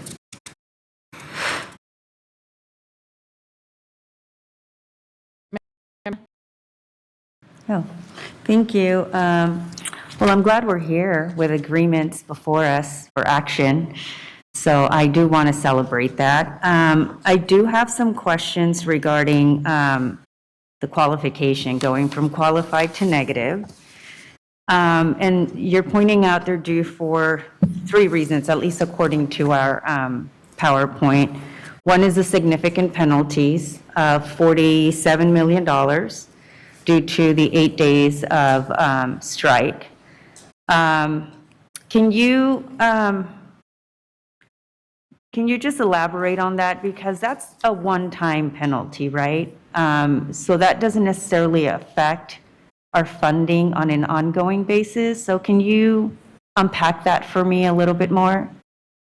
Well, I can have Mr. Schweitzer elaborate on it, but it's a one-time penalty, but it affects your bottom line within the multi-year projections, which is what we're responsible for oversight of the next 3 years. If you qualify for repayment of the lost time from the state, that changes. That will change right away. But our commentary has to be based on what is in the agreement along with what you potentially owe in penalties from the state. That's the financial situation that we're commenting on. If you rectify it, add days and get the money back, get the penalties removed, then the numbers do change. Okay, and then the next point is the tentative agreement with, SET and SEIU. So tentative because we still haven't taken action to approve. Is that correct, or why is it why is that even a factor? No, the issue there is that you spent one-time money for 2019, 2020, and for 21, 22, you gave 4% ongoing. So 4% rolls into the budget for next year and all subsequent years. So that's scored as a future obligation, but in your agreement, there are reopeners. Mm-hmm. So there will be potentially future negotiations where it's unknown what the costs coming out of those future negotiations could be, which presents a risk factor of the budget getting beyond the point where it's affordable into the future for the basic school program that you're operating. So that's a significant risk factor moving forward in terms of the status of your budget. And as you yourselves talked about, when you talked about the ongoing structural deficit, that's what that is. Projecting into the future the fact that you may run out of cash and you may become insolvent. And again, the notion of being able to set priorities for student programs, in addition to just moving the system forward in terms of your obligations for employee salaries, just the basics of running the school system, that goes on. Okay. And then the third is the projected impact to the unrestricted general fund and the ending fund balance at 27.8, and then reflecting the decrease of $100 million. But the 27.8, I believe, still allows the district to meet the minimum 2%, right? So I've been confused about this for 2 years. Yeah. Because it doesn't make any sense to me that we go from negative to qualified, because the multi-year projection states that we're meeting our minimum reserve obligations at 2%, and in this case, above it. So I've thought that we've had a positive budget for the last 2 years. So to hear that we're now going from qualified to negative, I just don't get it. Yeah, so I think we've kind of had a bit of a discussion around this before. So the minimum reserves, being the minimum reserve requirements, is certainly one of the criteria for determining fiscal solvency, determining whether a district is positive, qualified, or negative. It's really only one, though. There are several others. Certainly, the level of deficit spending is a significant factor. Cost growth is a significant factor. There are a number of others that need to be considered in this. And, so like comparing to where you were at first interim, where the deficits were looking to be, they're still looking in the out years to be growing, but they seem to be smaller, and you had a significant fund balance. Then we thought that's fine for a qualified certification. There was likely going to be, some issues down the road that you continue to need to deal with. But you had some time to deal with them. Now, the fund balance is much lower, and the structural deficit is much higher. So that just sort of, it's sort of this thing where, you go from, having, a few years to deal with things, and then something happens, and now all of a sudden it's only a couple of years to deal with things. And it seems the district seems to sort of go back and forth like that once. So, at first interim, you're kind of looking to be better and on the track to being in the place where, yeah, you could have an approved budget and you could be positive, depending on maybe what was in the state budget and other things like that. But now with what we're seeing now, those deficits are much higher. The fund balance is much smaller. Our level of concern is much higher. Well, I guess, I hear what you're saying. I just respectfully disagree. And then lastly, now that we're gone back to negative, what does that mean in terms of next steps? Because last time we were in negative, it triggered FCMAT to come and do a fiscal health analysis. Is that going to happen again? And if not, maybe I'm hoping that we can request that they come and do another health analysis as they did in 2017, 18, whenever, 2018. So FCMAT ultimately decides, whether they're going to do that or not. I've not heard from them yet. Every interim, I report to them where all the districts in the county are in terms of what their certifications are. And then they make their certain triggers. Certainly negative is a trigger. Getting changed from a qualified to a negative is another trigger. So district kind of hits two triggers. Though, in the recent past, they haven't come in, they haven't felt like they needed to come back in. This time they may decide they need to come back in. The other thing I would just throw out to all of you, you can at any time request FICMAT to come in. You can, request them, through a management assistance agreement with them to come in and do a study of your programs or do a multi-year projection or do any number of things for you. So that is an option if FICMAT, maybe decides they don't feel like they need to come back in, you can actually ask them to come in and do really whatever you'd like them to do. Okay, well, And I think also an important point, it started with your initial question, is these numbers are not fixed in stone. They're going to change. They're going to change when you see the May revise and the eventual governor's budget, and they may change for the better. They're likely to change if you recover funds from the deficits that resulted from the strike days, the closing during the strike days. They will change there. They may change if you set certain priorities for certain programs, which might be able to be grant funded for a limited term, thinking something like the community schools program or some of the other programs. Now that's a 3-year funded, maybe 4-year funded program, so it requires worrying about sustainability beyond the 3 or 4 years, so you don't have to scrap it.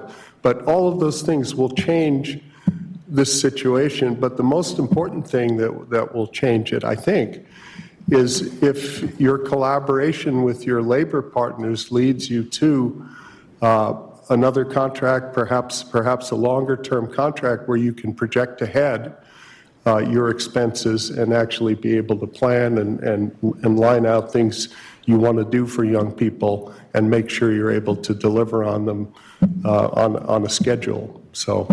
yeah. And I think that's where part of my frustration comes, is because of all of the tremendous opportunities available at the state level. Community schools, I know our district has applied for that first round of grant to expand community schools. So in that, those dollars will be able to perhaps backfill some of the red that we've seen on that other slide, where we're redirecting those dollars to offset the cost of the contract. So thank you. And then just lastly, 2 more things. One, Superintendent, looking forward to hearing how we're going to rededicate funds to many of the items that are either being zeroed out at this point or being reduced. And some of these, I know why. We found other ways to fund them. I think the goal was to spend the one-time dollars that had expiration dates, but they have other funding sources, so that's great. Other times, we just couldn't hire the people in time, so those are one-time savings. But I do want to hear how we're going to identify alternative funding sources, either new grant dollars to maintain some of these priorities, to fund them and get them off the ground. So I am looking forward to that. And then lastly, I just want to say that when I was going through the SEIU contract, there was one thing that stood out for me, and it took me down memory lane to my childhood. And it made me think of my father, who's no longer with me. My father was a construction worker. He was union, Local 652 in Southern California, an active member of his union. But I remember as a kid, we used to go to this special store to get his work boots. And sometimes he would wear his work boots longer than he probably should have, and they were safe. because I'm the eldest of 8. So when I saw in the contract that we were able to increase the stipend for shoes and boots, I just want to thank our bargaining team for landing on a higher stipend for that, just because it took me back to my childhood, and it took me back to the moments where we went to these special stores, Red Wings, to buy his Red Wings boots. And I know they're really expensive, but they're necessary in order to be safe at the work site. And I know that they can have a huge economic impact on our families. So anyway, I just felt I needed to share that, and just been thinking a lot about my dad recently. So and with that, I'd like to, at the appropriate time, make a motion to approve the SEIU contract. Member Garcia, we still have one more public comment. Can we wait until? Yeah, at the appropriate time. Okay, thank you. Member Rhodes? I think Member Garcia said a lot of things I was going to say and said it very eloquently, so I appreciate that. We've talked before, and so you know how I feel about the negative and qualified. I think since I've been on the board, me and Mr. Schwartz have had conversations around how I disagree. So that's there, you know that.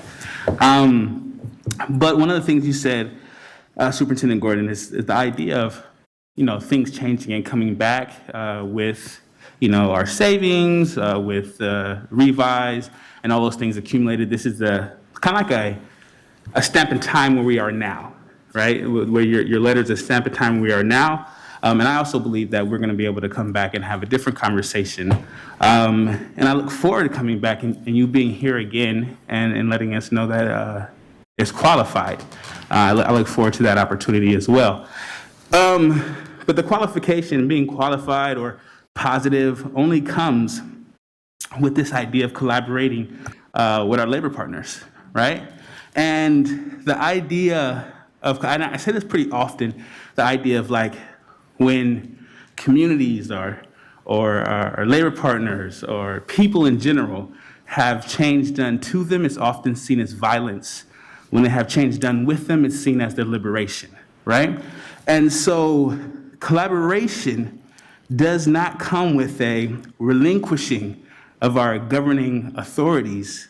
All it is a reimagining of how we govern and how we impact our communities that we care so dearly for, and our employees are part of that community, right? And so I'm hopeful, and I am happy to second, when time is appropriate, this contract and the one that's coming after it, with the hope that we can continue to collaborate together for the betterment of our entire community. So thank you for being here today. Thank you, Member Rhodes. Member Garcia, now is the time. So I move to approve the contract, SEIU, between the district and SEIU. Second that. Let's go. Student preferential vote. Aye. Superintendent, roll call. Member Pritchett? Aye. Member Garcia? Aye. Member Rhodes? Aye. Member Morowski? Aye. Member Villa? Aye. Member Wu? Aye. Member Phillips? Aye. Perfect. Thank you so much.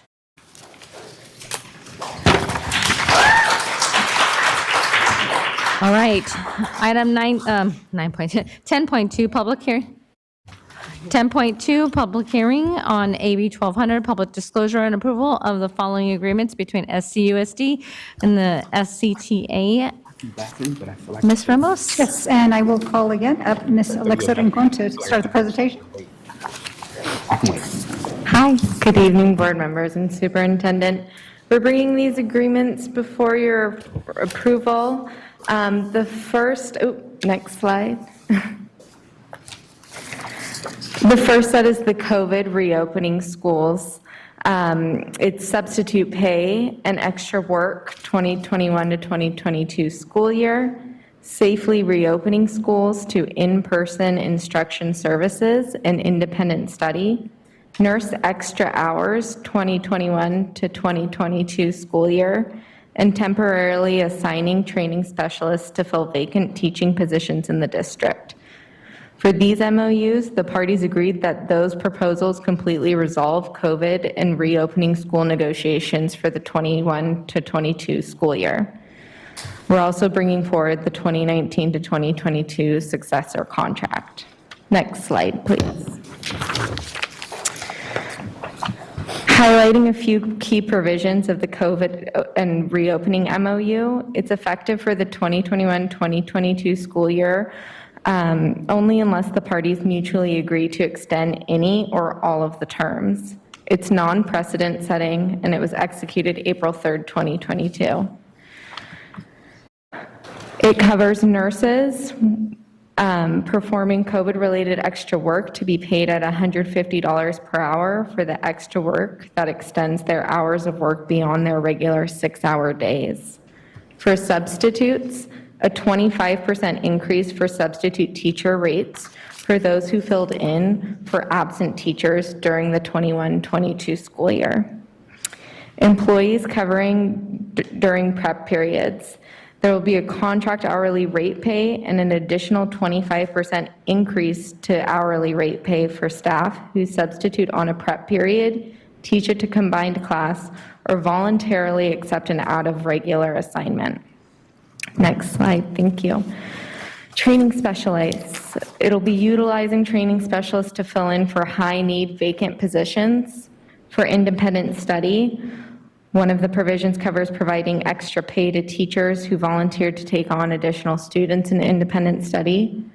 Going to COVID health and safety, one of the provisions is 14 additional days of paid sick leave for any substitute teacher who tests positive, experiences COVID symptoms, or is required to quarantine. Again, these are just the key provisions. Next slide. For the successor contract agreement for 2019 to 20, there's a 3% one-time stipend for SCTA employees who worked during the 2019 to 20 school year. For 2021 to 21, there's a 3% one-time stipend for SCTA employees who worked during the 2020-21 school year. For 21 to 22, there's a 4% on-schedule salary increase for SCTA employees and a $1,250 one-time stipend. All of those that I just mentioned are prorated for part-time employees.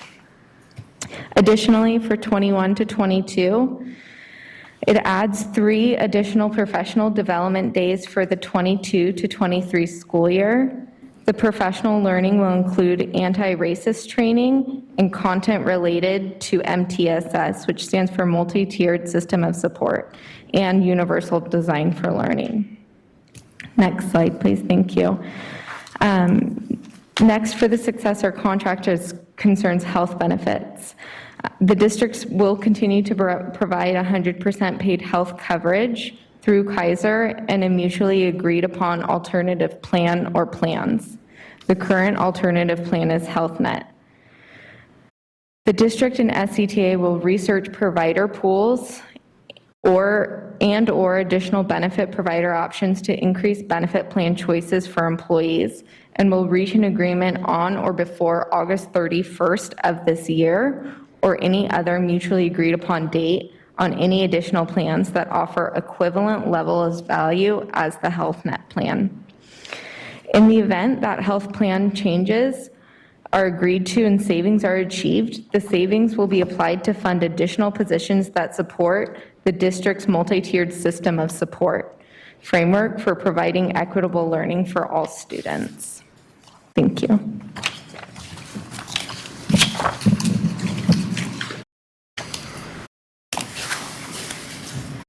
And this slide just goes over those key items to disclose per AB 1200, the fiscal impact of this agreement. For 21-22, the one-time costs totaled $22.4 million, and the ongoing costs total $11.2 million. For 22-23, the one-time costs are $1.25 million, and the ongoing costs are $11.5. For 23-24, the ongoing costs are 11.68 million.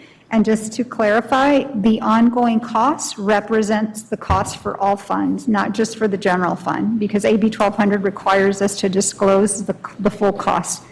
And the one-time costs do reflect all funds, but they're being supported by the general fund one-time sources. And next slide, please.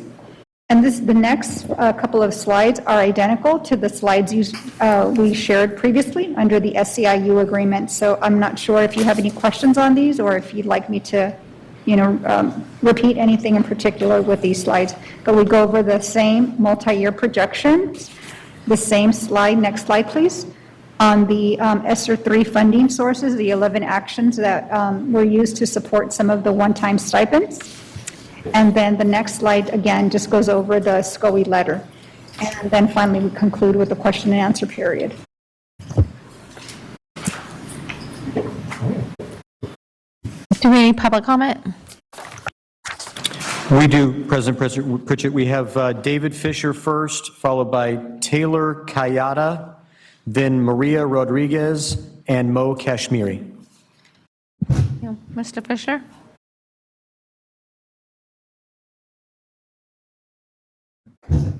Good evening again. I guess I want to start by just sort of echoing what Mr. Hebert said earlier about the potential for an alternate SCUSD. There's lots of things to argue about in life, and one of them might be what's going to happen. Sure, we can argue and debate what's going to happen. We ought not to be arguing about what happens. And what happened when the district, sort of in a deja vu moment, was saying that we were going to be insolvent because of a 2017 agreement, is that you ran surpluses in every year except one. And I just want to be clear that I'm not talking about COVID money or restricted money or grant money. I'm talking about the unrestricted general fund that has been projected. When you talk about your structural deficit, you mean your projected deficit.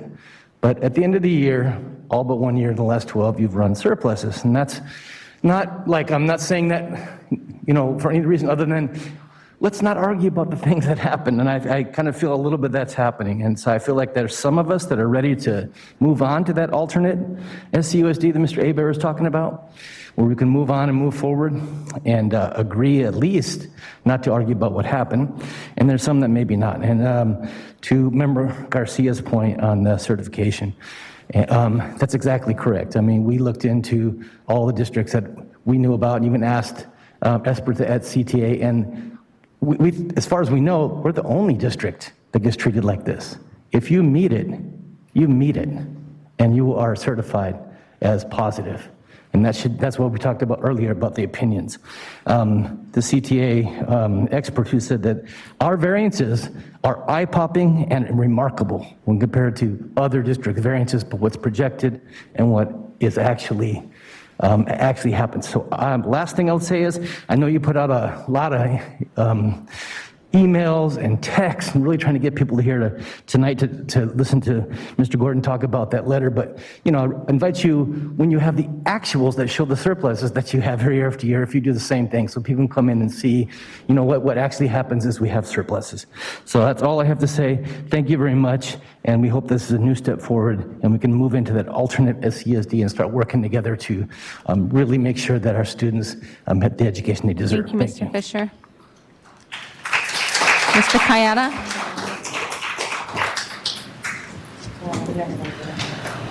Thank you. Really nice to see a lot of you in person for the first time, so thank you for that. I'm a parent of two. Happy to say both of my kids will be at Pony Express next year. Also running for school board in Area 6. I'm really happy to have that unanimous vote we just saw, and I'm hoping for another one on this contract. I am a little concerned with some of the tenor that I'm hearing in the room, some of the nature of the presentation. It kind of seems like we're almost setting up the next couple years of complaining that anytime we can't fund something, we're going to blame this strike. This strike was caused, of course, because our employees needed to get what they deserved, but it was also caused by actions of the district, by this board and its staff. We didn't get here just on one side, we got here on both sides. In a previous meeting, I said it's time to move on, let's celebrate the end of the strike, and let's go forward. We need to do that, but let's make sure we don't forget that there are things that we could have done that could have avoided some of this. We could have come together more. This board could have taken more responsibility to take ownership of negotiations before they reached the point where it was a strike. Please, just in the future, let's make sure we actually mean what we say when we're saying it's a new start, it's a fresh start, we're going to do better. Member Rhodes, thank you very much for your comments. Let's put action behind that. I know you want to. Us community, we want to see it. We've been watching this happen. We saw this strike coming a long way. Strike's not good for anyone. Not good for parents, not good for our teachers, not good for anyone. But let's please really do put that good foot forward. Thank you. Thank you. Ms. Rodriguez? We are in a bad situation. As Board Member Morowski said, the public school education funding in our state and the restrictions tie all of our hands. A tale of two cities, schools. I was here when the district closed 7 schools.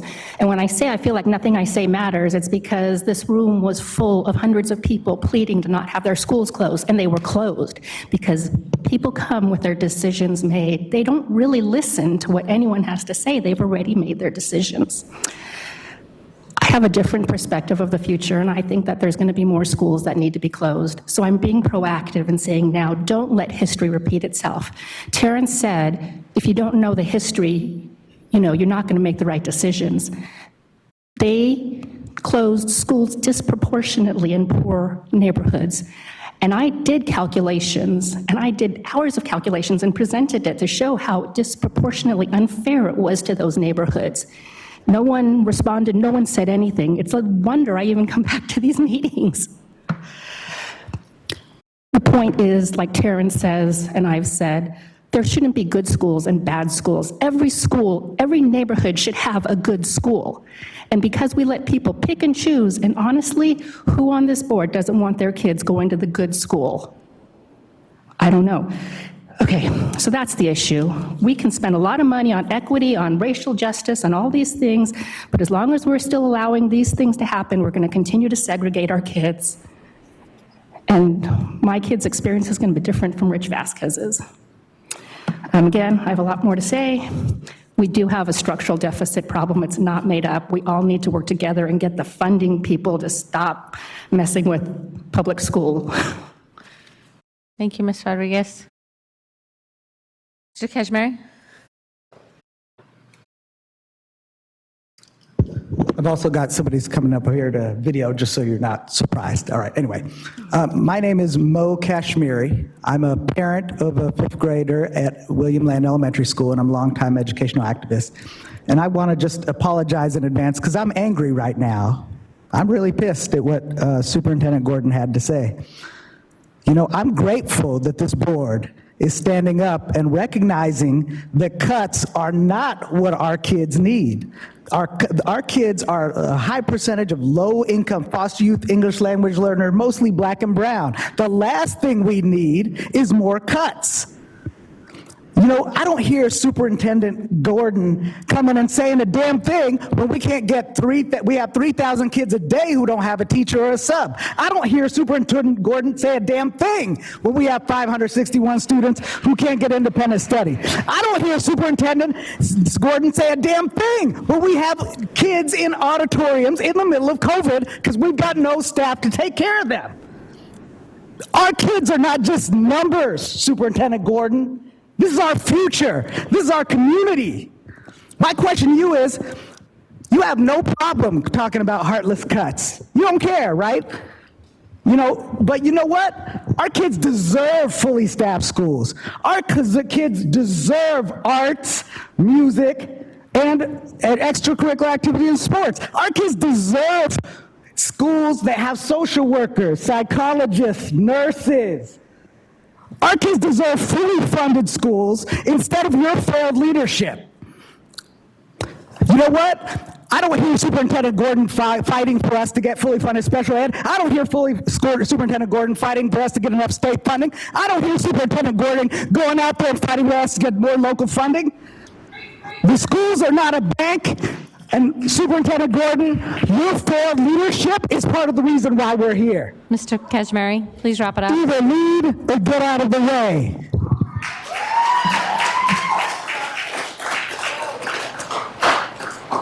Do we have any additional public comment? Mr. Heap? Okay. No, ma'am. Okay.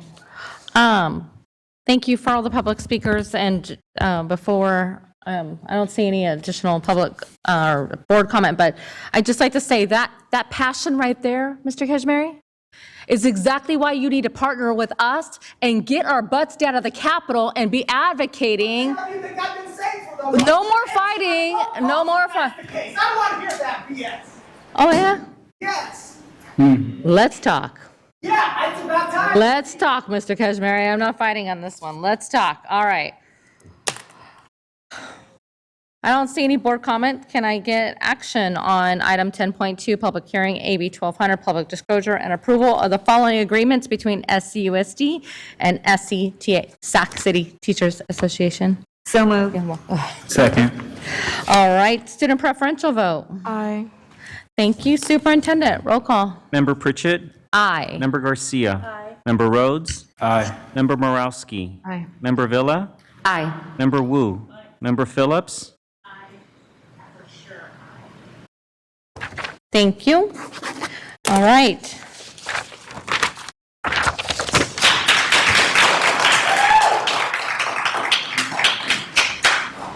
Item 10.3, a hearing to receive public comment and approval of the district's initial proposals regarding certificated unified professional education's UPE collective bargaining agreement negotiations for 22 through 25. Ms. McCarn? Oh, Ms. Khan, how are you? We have you very busy tonight. Good evening, board members and superintendent again. Next slide, please. Government Code Section 3547 requires that all initial proposals of exclusive representatives and public school employers that relate to negotiations matters must be provided at a public meeting.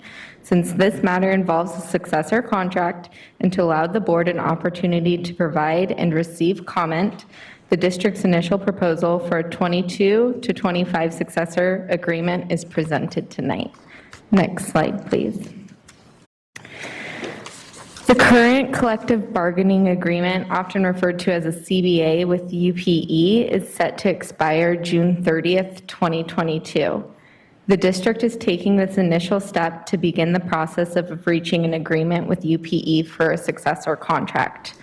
The goal is to negotiate in good faith and make changes and additions to the current CBA that improve outcome for students, provide fair and competitive compensation and benefits to UPE members, and ensure the fiscally sustainable operation of the district. In other words, the articles in the CBA are subject to proposed amendments and modifications to identify efficiencies and areas of improvement to maintain competitive total compensation and support the district's fiscal solvency, and we are bringing it to you for approval. Thank you. Thank you. Do we have any public comment on item 10.3? One from Mo Kashmiri again. Welcome back, Mr. Kashmiri. I just wanted to say that what I'm grateful that you're negotiating with UPE, and I also want to say that the principals here deserve so much more than they're getting. They're the ones that are the glue that have held this district together, and they need much higher pay and much higher benefits so that we can, and better working conditions so we can recruit and retain more of them, especially our black and brown leaders and principals. Thank you. Any additional comment? No. Do we have any board comment? Member Garcia? Just a clarifying question. This proposal, initial proposal, it's for the next 3 years? So it's prospective, right? Mm-hmm. Because, okay. Correct. The current CBA expires at the end of this school year, so the proposal is for the following 3 school years. Okay, good. I like that. Thank you. Any additional board comment? All right, with that, I'll take a motion for approval of item 10.3. I got a motion and a second. Student preferential vote. Aye. All right, superintendent roll call. Member Pritchett? Aye.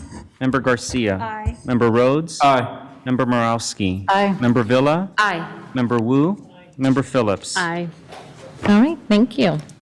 11.0 consent agenda. Do we have any public comment on consent agenda? We do not. Okay. With that, can I get a motion for, thank you. I have a motion and a second. Student preferential vote? Yes on all open session items. All right, superintendent, roll call? Member Pritchett? Aye. Member Garcia? Aye. Member Rhodes? Aye. Member Morowski? Aye. Member Villa? Aye. Member Wu? Member Phillips? Great, thank you. Item 12.0, business and financial information reports we have received. Item 13.0, future board meetings and dates, May 5th here at Lucerna Center, a live board meeting tonight, and May 19th, the same. With that, I'll take a motion for adjournment. I have a motion and a second. Oh, did you have public comment on? Oh, go ahead.